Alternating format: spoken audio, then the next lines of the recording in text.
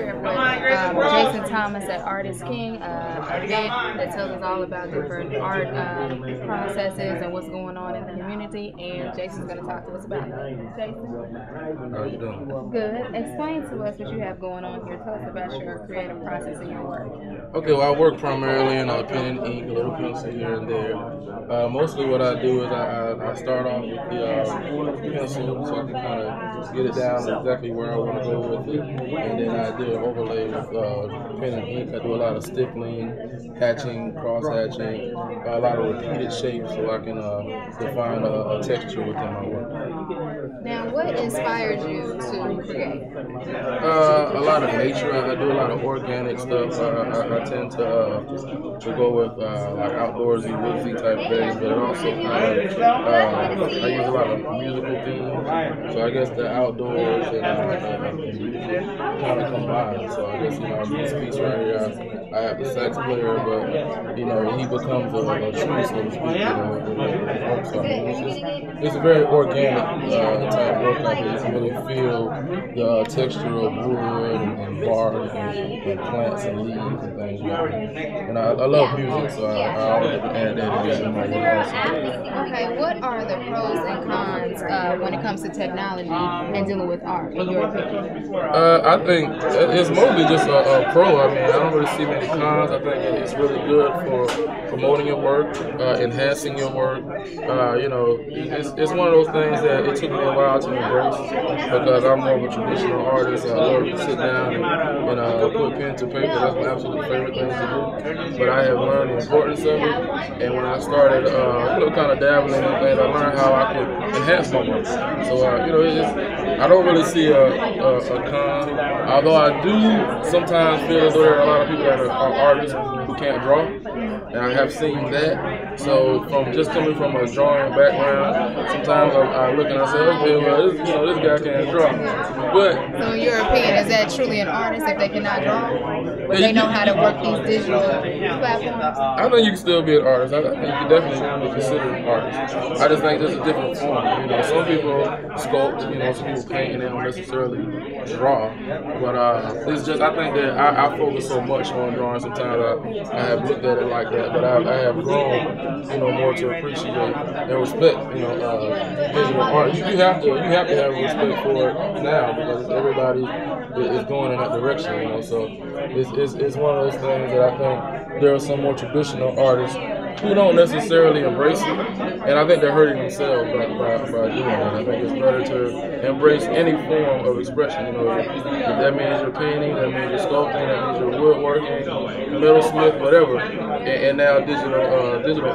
I think it's just a different way of being able to express yourself as an artist. Now, in your opinion, what are artists missing?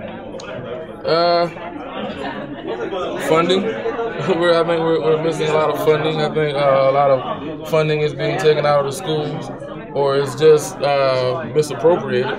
We're not getting the funding in certain areas. I've noticed in certain schools they put a heavy emphasis on sports and sometimes math and science, and I have no problem with them putting money in those areas because you have to have math and science. Sports is a good way for kids, let off stress and to build their bodies physically and to maintain good health, and learn how to work with each other. So all those are great things, but it just seems as though in art and music, it seems to me that a lot of money is being taken away from those programs and being given to other programs in the school system. And just in general, I mean, it's hard to get funding, from my experience, for art and music things from like the city and the state and whatnot. It just seems to me it's more difficult. But that's one of the things that we do here at Black Book Conversations is try to bring in people who work in these departments to let us know what's out there, what's available to artists. So it's out there. I don't think it's quite as much, but it's my job, I feel, to help people, get to that point where they can say, okay, well, this is out here, and get connected with it so they can receive funding to do whatever they want to do, whatever they can envision as far as being an artist. What is your advice to aspiring artists? to always continue to work on your art. Try not to have a lot of downtime. Definitely believe in yourself, believe in your craft, and the more you work on it, the more you gain that belief or that confidence in your work. Do shows, go out there and see people. Know your history, know your art history, know who came before you.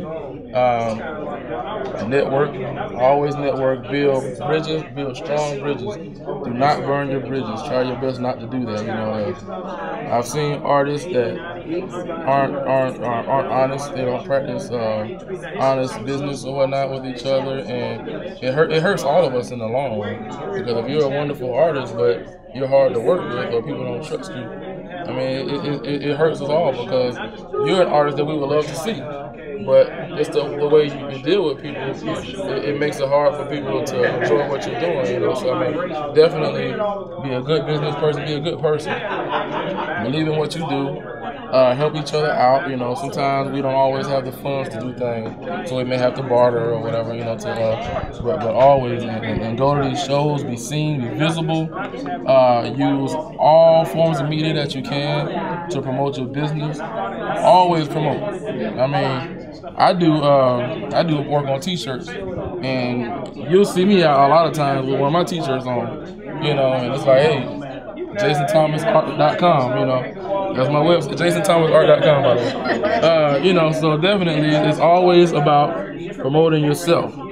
If you don't promote yourself, you can't expect anyone else to promote you. So you definitely have to be very self-motivated, knowledgeable, and just generally, you know, work, like I say, work on your craft. And people can feel the love in your work. If you work on something, you put your heart and soul into it, people can feel that. If you just slap something together real fast, people can tell that too. So yeah, so definitely give people something when they're buying work from you. Give them something that you know you put your heart into.